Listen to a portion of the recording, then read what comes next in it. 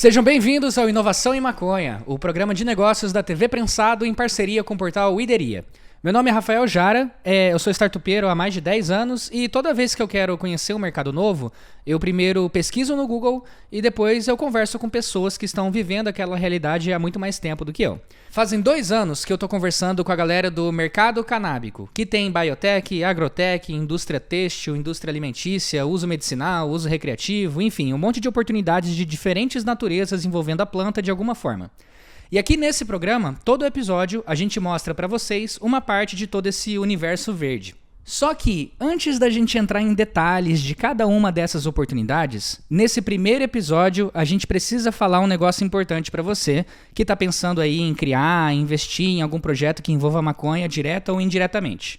O objetivo desse primeiro episódio é você entender onde é que você tá se metendo.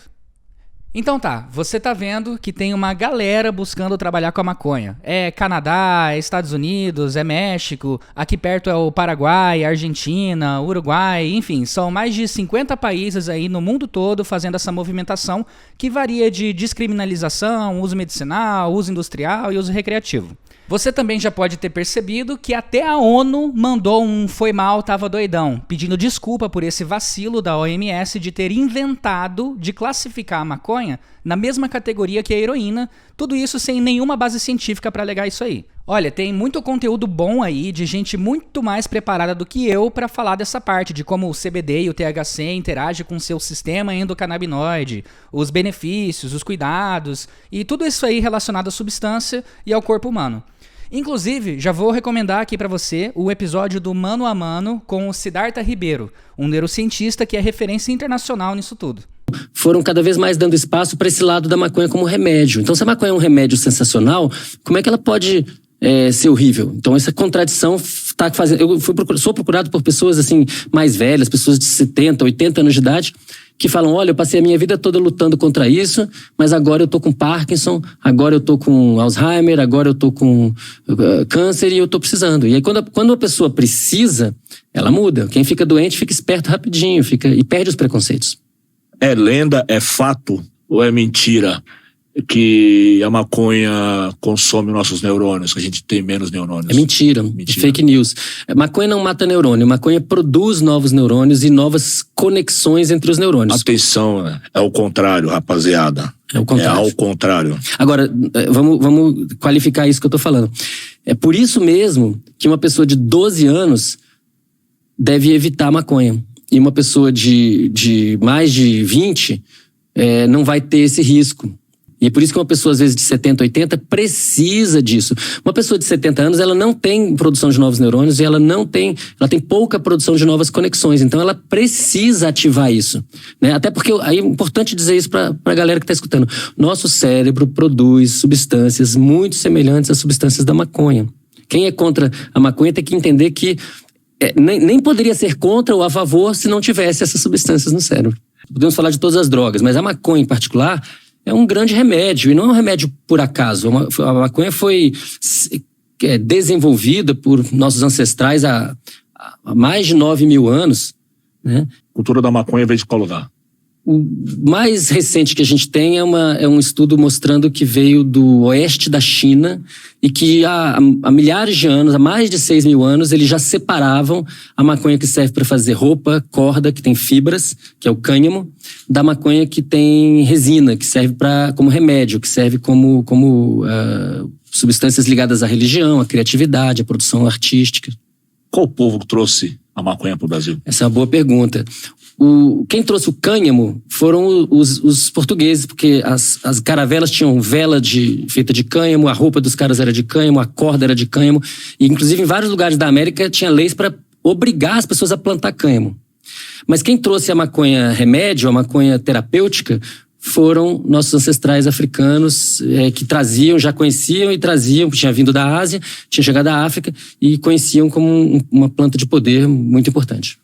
O foco desse episódio é outra discussão, é entender onde a gente está se metendo. E para isso, a gente tem que entender do proibicionismo. Pensa comigo, se a desculpinha do OMS caiu por terra, se os estudos da galera que está pesquisando revelaram todo um universo de possibilidades do uso desse recurso natural, E se a gente tem milênios de história do uso da maconha pela humanidade, então da onde vem essa ideia de proibir? E o que isso significa para você, para mim e para todo mundo que sonha em trabalhar com isso?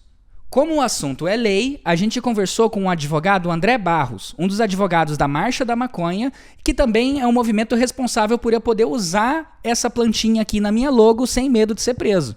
Mas, assim, é sempre bom registrar, quando a gente fala de maconha, que o primeiro lugar do mundo a criminalizar a maconha foi a cidade do Rio de Janeiro, que foi a maior população negra escravizada do mundo, foi na cidade do Rio de Janeiro. Então, os negros fumavam maconha na cidade, os boticários vendiam maconha e, em 1830, a lei de posturas do município no parágrafo do Rio de Janeiro, no parágrafo 7º, criou a primeira lei que criminaliza a maconha. Na realidade, criminalizava, né, o escravo, que eram os negros, né? Então a lei, ela dizia o seguinte: o dono do boticário, branco, né, homem livre, que vendia a maconha, a partir de 1830, a partir dessa lei, ele passou a sofrer uma pena de multa.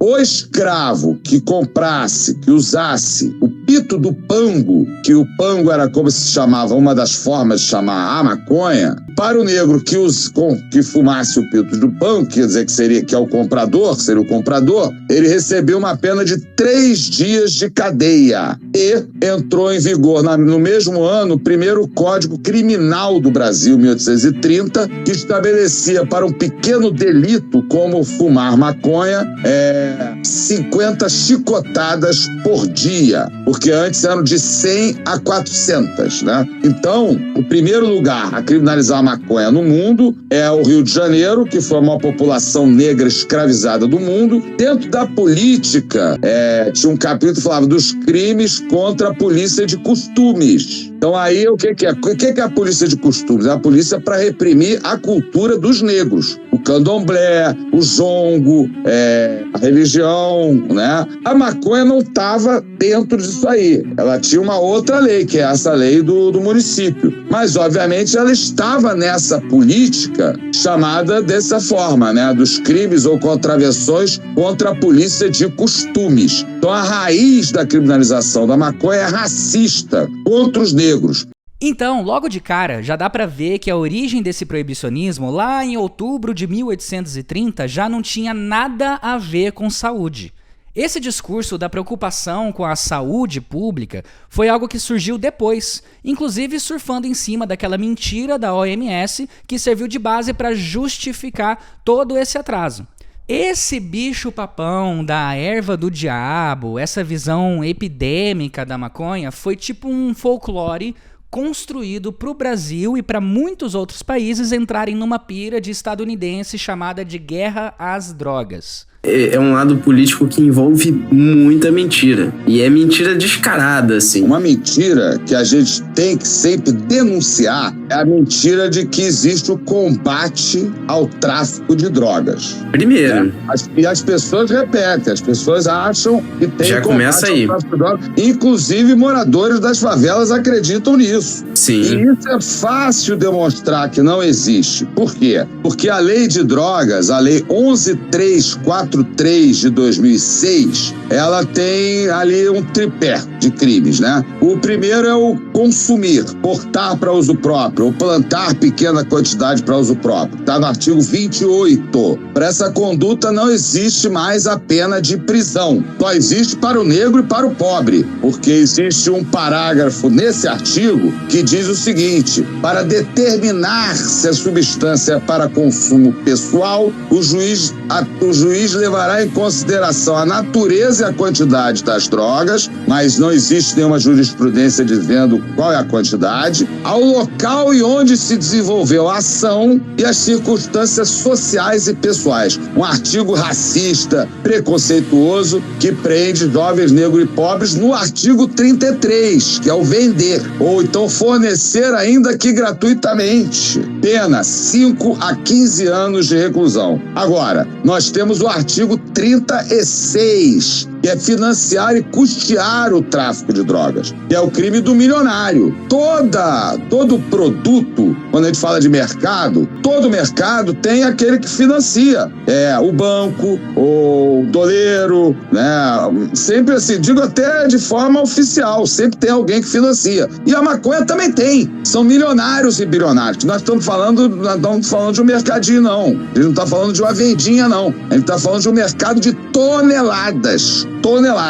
E nesse artigo 36, que é a maior pena da lei de drogas, 8 a 20 anos, você não encontra um inquérito policial, um processo criminal, nada, porque é o crime praticado pelo milionário. Então, se eles realmente quisessem combater o tráfico de drogas, eles até começariam no crime mais grave da lei de drogas, que é o 36, o financiar e custear. Só que esse você não encontra um processo ou inquérito. Eles só vão no varejo e da favela, porque tu tem o varejo de classe média, a classe média, esse papo de que a classe média da Zona Sul, né, financia comprando maconha na favela, é cascata. A classe média não vai na favela. Ele liga pro drug dealer e entrega na casa dele. Tem também, mas tem vendedor de classe média, na realidade. Tem vendedor de classe média que vende peso, 25, 50, 100 gramas, cara de classe média. Porra, eu conheço um montão, né? E vendia no colégio de padre que eu estudei. Né? Então tudo isso a classe média vende também. Sim. Compra e vende. E na favela, o maior número de compradores na favela são os pobres. O pobre também consome maconha, também consome cerveja, também consome cigarro, também consome açúcar, também consome café. Esse negócio de combater, dizer que está combatendo o tráfico de drogas no varejo da favela, isso é mentira. Não há combate ao tráfico de drogas algum. E se quisessem, começariam dos milionários. E não vão. Aí o pessoal, então vamos agora prender os milionários. Não vai prender o milionário. Bom, pra saber se tá tendo guerra ou não, a gente tem que olhar pra quem tá sendo preso, capturado e morto, né? Mas no caso da guerra às drogas, quando você olha pra quem tá sendo preso e morto, não tem nem dividido dois lados. Só tem um lado sendo preso e morto. E não é o lado do financiador. Pensa comigo, se você quer guerrear contra esse mercado, você vai no varejo pra pegar o cara que vende 10 gramas ou o financiador que banca tudo, antes mesmo da semente, da colheita, da logística, do suborno. Enfim, não existe guerra às drogas, o que existe é uma necropolítica racista que usa isso como desculpa para botar o mercado da planta debaixo do mercado da bala, de gente que ganha dinheiro com munição, com arma, com extorsão, suborno e mais um monte de absurdo. A cidade da polícia, que para quem não conhece, é um lugar absurdo, assim, que tem até uma área cenográfica para os policiais treinarem operações dentro de favelas. Então, assim, é uma coisa absurda e mostra o quanto que essa guerra é hipócrita, né? Mostra o quanto que o Estado não tem realmente uma preocupação em acabar com o tráfico. Pelo contrário, a gente passou por bocas de fumo em que as pessoas estavam armadas até os dentes. E do lado, uma UPP. Como que aquelas armas chegaram ali? Se tem uma UPP e vários policiais em vários acessos das favelas, sabe? Não chegou por drone, não caiu ali de helicóptero, sabe? Chegou ali por terra. Então, assim, isso já faz a gente suspeitar do quanto que essa... a olhos nus, assim, você não precisa nem ser um pesquisador, estudar, ler muitos livros para você perceber que essa não só é uma guerra fake, né? Mas é uma guerra que tem um objetivo real de controlar determinados corpos em determinados contextos, corpos negros, em áreas periféricas, em áreas de favela, em áreas que concentram o maior número de pessoas pobres. Então, realmente dá para ver que a proibição é um instrumento de controle social, né? Que recai sobre essas pessoas. E o interesse não é acabar com o tráfico, não, porque o tráfico é muito lucrativo. Vender arma é muito lucrativa. Essa aí que falou agora é a Monique Prado, pesquisadora e assessora parlamentar na área de política de drogas da Alerj.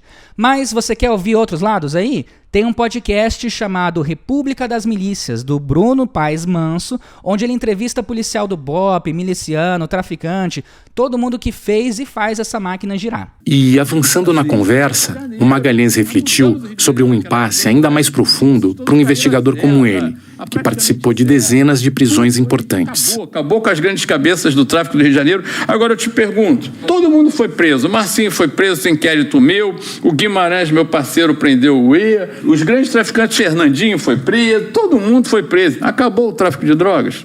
Não vai acabar, Bruno. O ex-capitão do BOPE, Rodrigo Pimentel, tem uma impressão parecida. As fotos dos grandes nomes do tráfico presos não fizeram nenhuma diferença no cotidiano de violência do Rio. Porque prender a liderança do tráfico, a grande verdade, é só para alimentar o tesão da imprensa, da mídia, porque todo mundo sabe que você não mata um monstro prendendo a cabeça. O cara continua liderando, ele bota lá um frente para tomar conta e tal.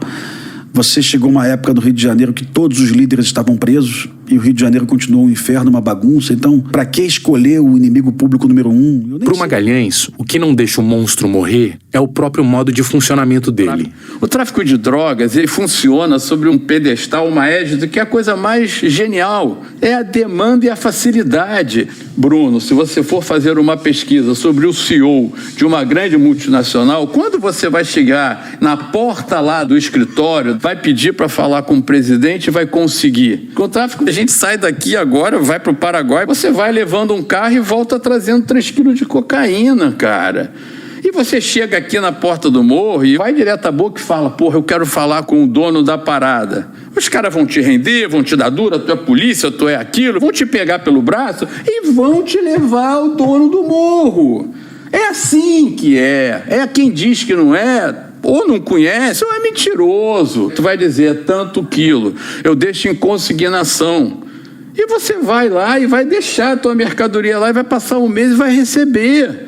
Entendeu? Então, cara, o Rio, a droga, vem de todo jeito e de todo lugar. Entra na mala de um carro, entra no pneu dos caminhões, entra em todo lugar. A Polícia Federal, a Polícia Civil, a Polícia Militar. Então, como é que você acaba com um negócio com essa capilaridade? Depois de anos na Delegacia de Repressão a Entorpecentes, o Magalhães entendeu que estava enfrentando um inimigo inderrotável. Porque você não consegue, com repressão, combater algo que alguém tem o desejo de usar.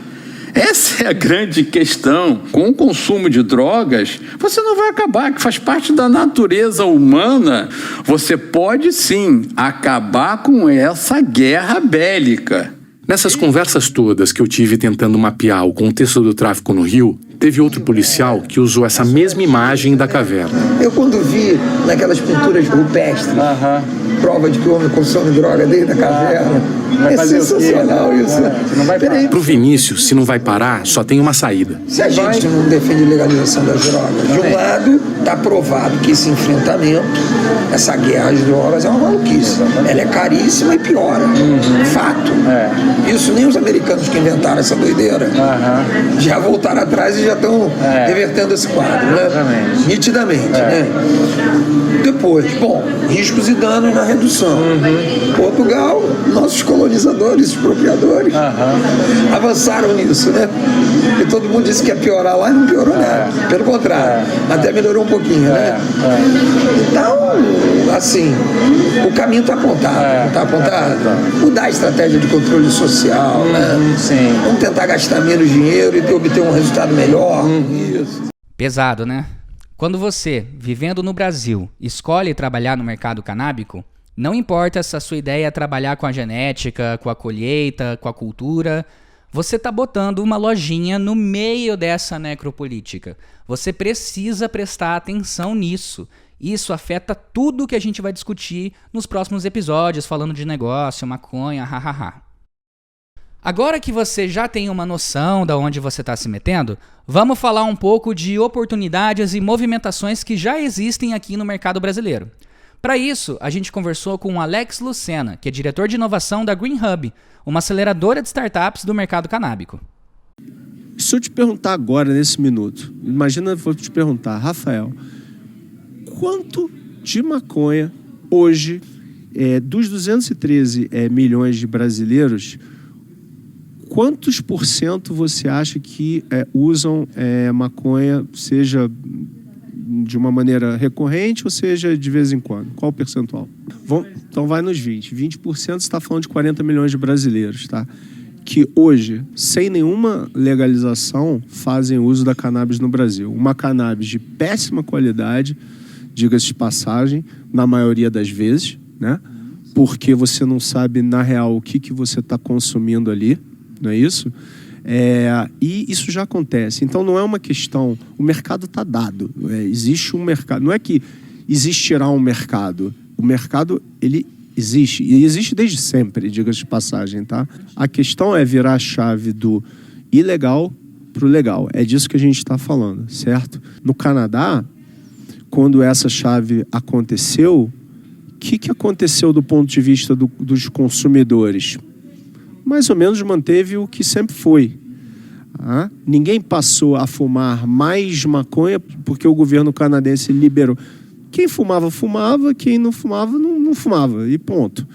E estou falando de uso apenas de fumaça, tá? Porque quando você está falando da cannabis, você pode estar falando de edibles, de tudo. Tudo que faça conexão com o nosso sistema endocannabinoide, ele é incrível, né? Ele se conecta de todas as maneiras. É que o fumado é o mais popular. Então a questão é essa, é virar a chave do ilegal para o ilegal. O mercado brasileiro o Brasil já é um dos maiores produtores mundiais, só que não é legal. Então essa discussão toda é uma discussão complexa, porque o Brasil é um país extremamente conservador, em todas as suas camadas sociais e a sua estrutura é uma estrutura assustadoramente racista, né? Que a gente está muito interligado com essa questão, né? Embora isso também seja uma puta de uma hipocrisia, porque a maconha no Brasil ela é consumida do mais rico do país ao mais pobre do país. É uma cultura que ela é transversal, né? a todas as classes. Então meu ponto é assim, e de novo, por que eu estou falando isso? Isso é legal falar abertamente do jeito que a gente está falando, mas alinhando as expectativas, tá?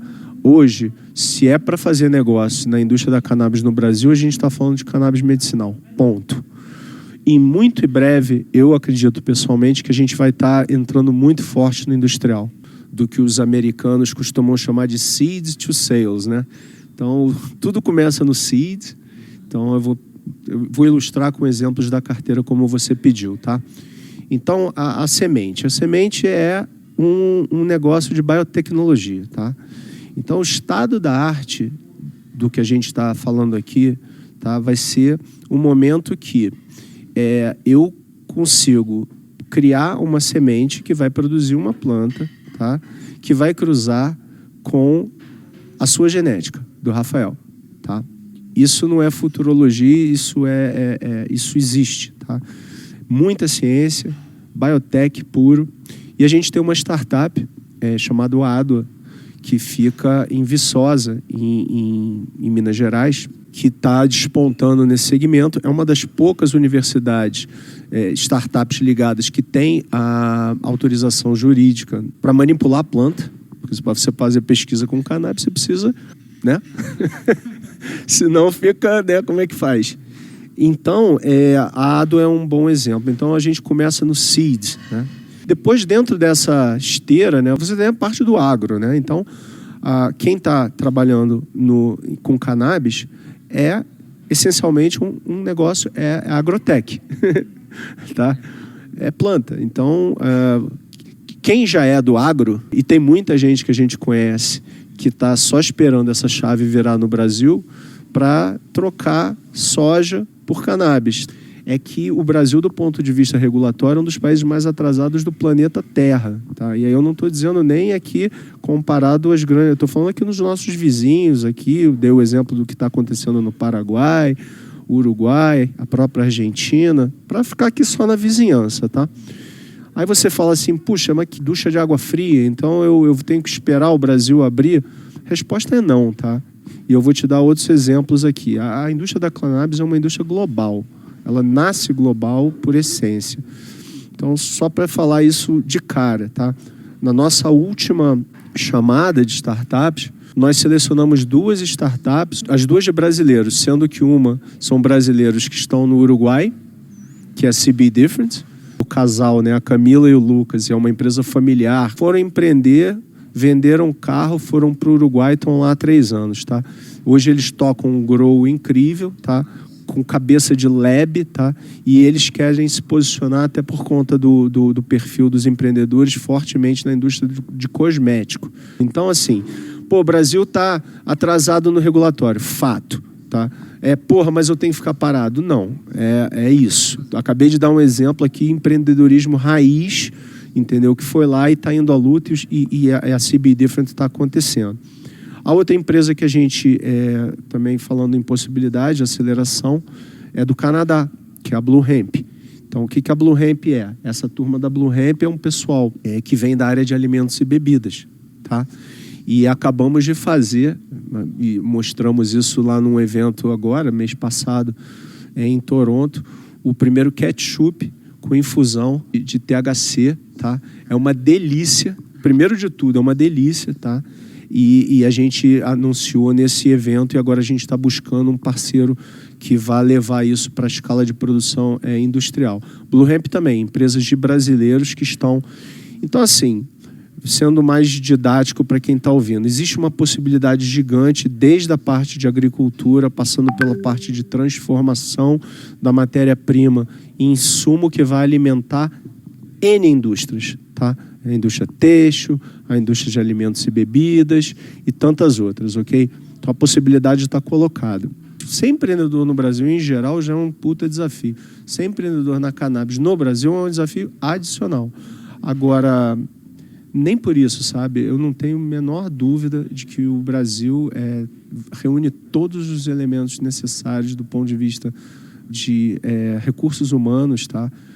Então, assim, é uma indústria altamente profissional.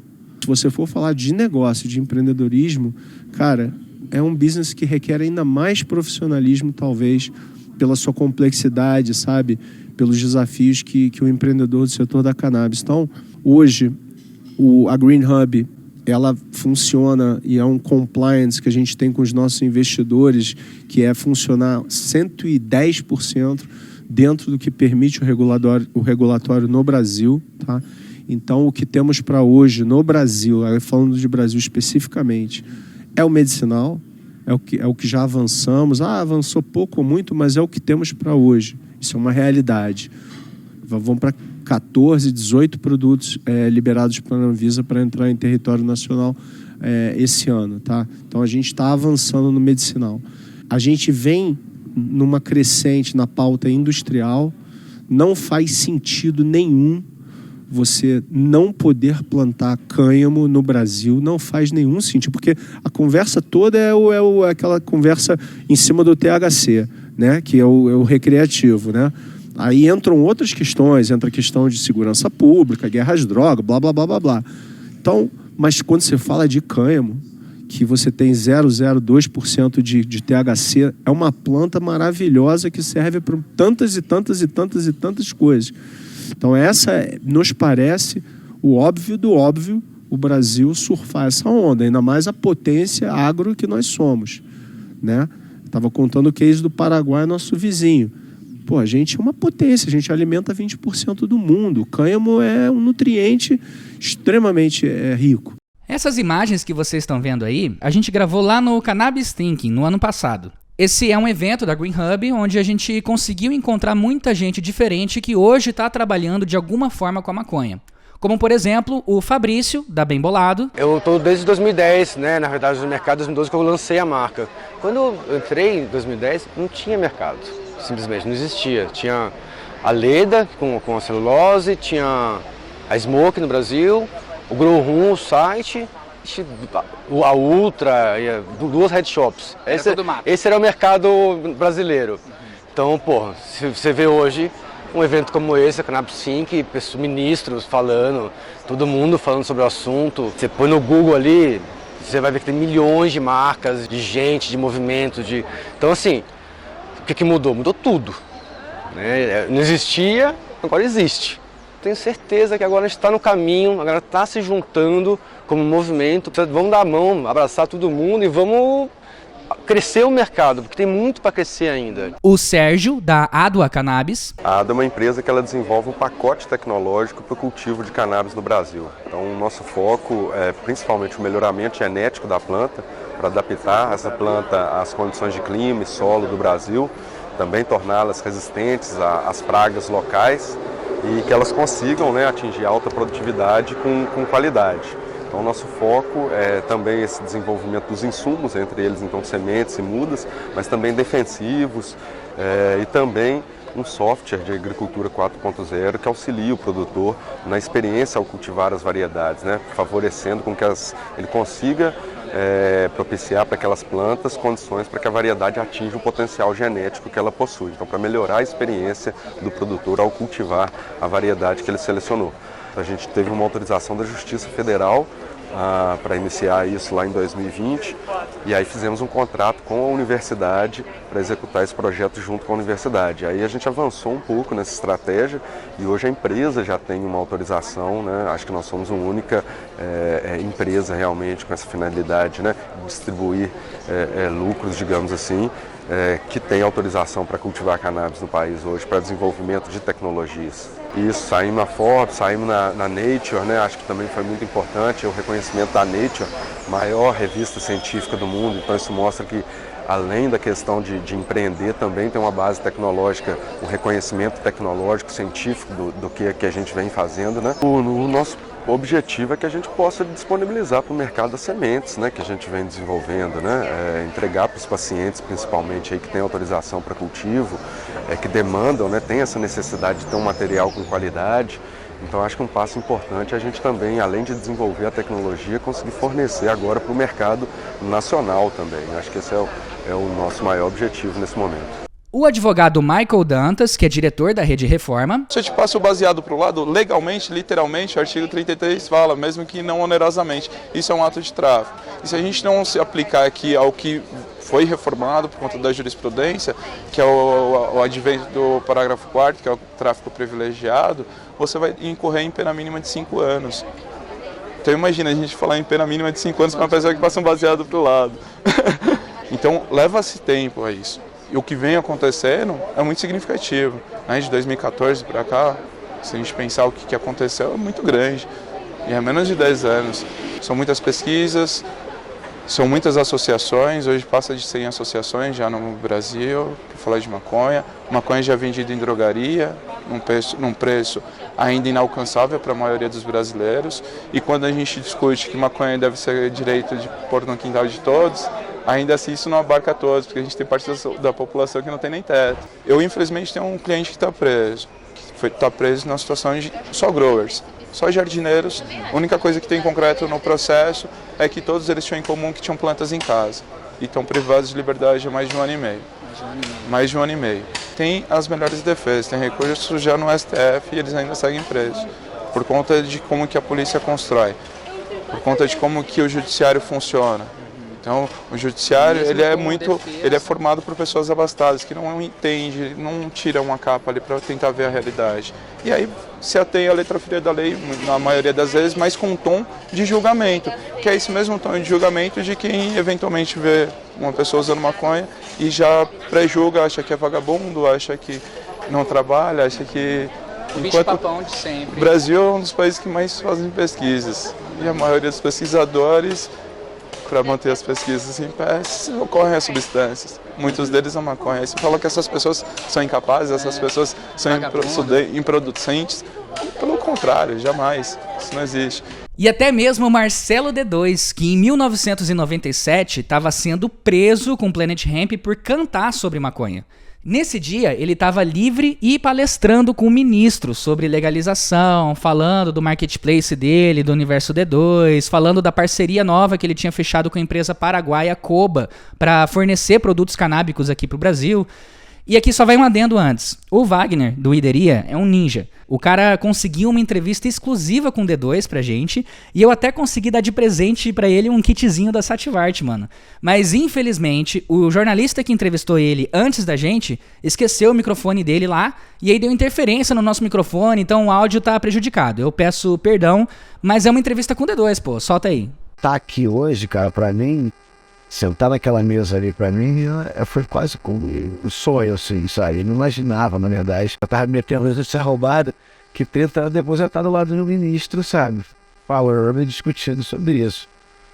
Eu acho que é importantíssimo, cara, a gente ter eventos, que a gente tenha mais eventos como esse, conhecer novos, sabe, novos empreendedores, ver novas ideias, ver que tem gente que tem uma visão de mercado parecida, sabe? Porque quanta gente que foi presa, e quanta gente que morreu, quanta gente que sofreu com a ilegalidade. Eu acho que o primeiro grande passo é legalizar e a gente reparar todo esse erro, sabe? Não, essa guerra às drogas é um erro histórico do ser humano, assim, que a gente, tomara que daqui a pouco tempo a gente olhe para trás e, sabe, e veja o absurdo que a gente fez, sabe? Eu e o Nisa, a gente esteve em Berlim um tempo atrás e a gente estava pensando sobre esse cara, o ser humano erra tanto, né? Os caras construindo um muro no meio da cidade, mano, para botar de um lado um pensamento e de outro. Eu acho que essa guerra às drogas constrói esse muro que é um absurdo mesmo. Então acho que a grande pauta, a grande questão, acho que é essa reparação, sabe? A gente tem que começar a olhar quem sofreu por isso, quem morreu, quem está preso, quem continua respondendo o processo. Eu acho que é muito interessante um jeito que eu acho que o Colorado fez, que é priorizar as pessoas que sofreram com isso no mercado. Então, subsídio, falar, pô, o cara tá preso porque o usuário de drogas, eu, enquanto sonhador, deu uma utopia na minha cabeça, sabe, de um mundo real. Eu, enquanto ser humano na Terra, eu sei exatamente qual que é a realidade também. Então, cara, eu vou ter que trabalhar dentro de mim um pouco com esse equilíbrio, né? Eu acho que a gente vai ter que trabalhar com isso também, né? A vontade de um mundo ideal e que a gente consegue enquanto pauta, né? Cara, assim, eu vivi pra chegar nesse lugar, cara. Interessantíssimo, assim, sabe? Conhecer uma empresa como a Cuba, com tantos valores, com tanta vontade de, sabe, fazer a coisa certa que a gente está falando aqui agora, sabe? Projetos sociais, em que eles estão fazendo no Paraguai, que a gente vai fazer aqui no Brasil. Pra mim, cara, isso é quase que uma realização de um sonho, sabe? Lançar um CBD e chegar num lugar desse depois de 30 anos, tanta paulada. Em alguns momentos eu pensei, cara, já era, mano, isso no Brasil nunca vai acontecer. Assim, a gente ainda tem muito a caminhar, porque a Cuba ainda tá no Paraguai, apesar de ser uma empresa brasileira, ainda tá sediada no Paraguai. A gente ainda precisa importar, porque a gente não pode produzir aqui ainda. Mas eu gosto de usar essa palavra ainda, sabe? Porque eu acho que não é mais se vai legalizar, eu acho que é quando. Eu acho que esse é o papo. E esse foi o primeiro episódio do Inovação em Maconha. Vamos ver se no mês que vem a gente consegue lançar o próximo episódio pra gente começar a entrar mais profundamente no dia a dia de diversos negócios canábicos. Muito obrigado, TV Prensado e Wideria. Tamo junto!